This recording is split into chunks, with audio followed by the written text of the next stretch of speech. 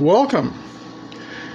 So today is day 4 on our sourdough starter.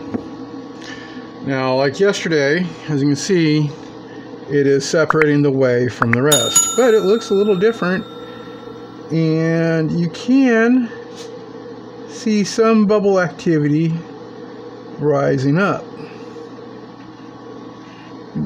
And I have a collection of something on the top that I want to double check. Oh, I don't think it's good. Here, I'm going to show you.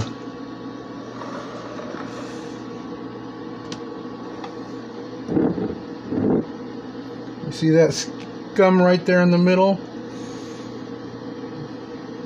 Maybe, hopefully. And that scum says that mold formed.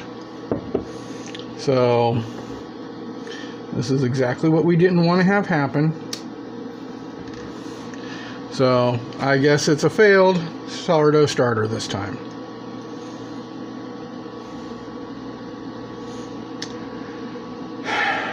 Back to the drawing board. So we'll start over and we'll see what we can do about it. Bye.